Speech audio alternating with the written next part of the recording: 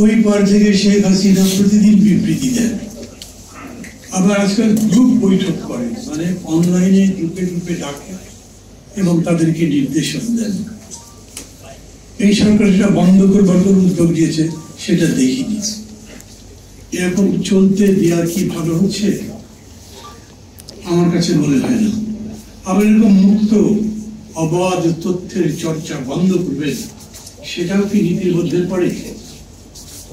এখন পর্যন্ত digital security অ্যাক্টে সাংবাদিকদের বিরুদ্ধে, মিডিয়া কর্মীদের বিরুদ্ধে যত মামলা করা হয়েছিল, সেই মামলাগুলো তো আছে এখন পর্যন্ত।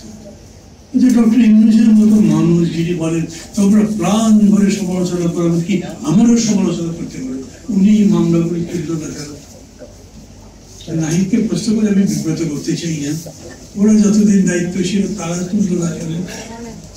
কোনো কারণ তো নিশ্চয়ই আছে, যে কারণে তুলতে পারেনি অথবা তোলেনি। আপনি একেবারে অবাধ মুক্ত সাংবাদিকতা যদি চান, তথ্যের প্রবাহ যদি চান, তার মানে কোনো ব্যাপারে কোনো নিয়ন্ত্রণ করতে পারবেন না, তাই কি? সেইভাবে এখনকার রাষ্ট্র চলবে? সেরকম করেই যদি চলতে দেন, তাহলে এই যে আওয়ামী লীগ ব্যান করে ইত্যাদি এত কথাবার্তা হুলস্থুল হচ্ছে, এগুলো করার তো কোনো রাইট নাই।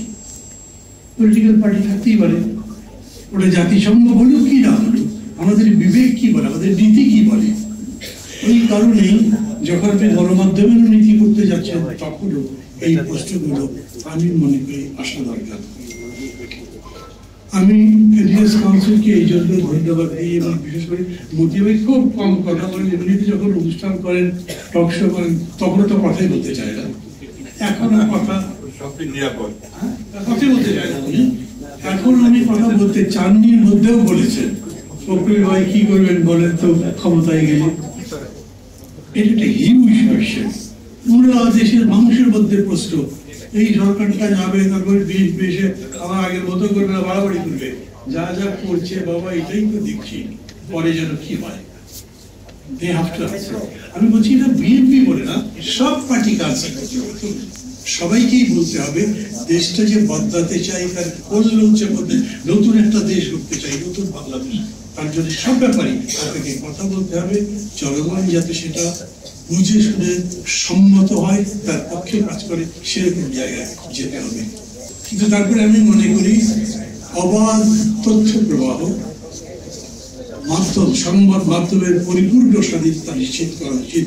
কিন্তু তারপরেও ওটার একটা সিলিং থাকতে হবে, কারণ দেশ আছে, দেশের স্বাধীনতা আছে, সার্বভৌমত্ব আছে, দেশের অনেক কিছুই আছে যেটা দেশের মতোই হবে, অন্যের মতো হবে না।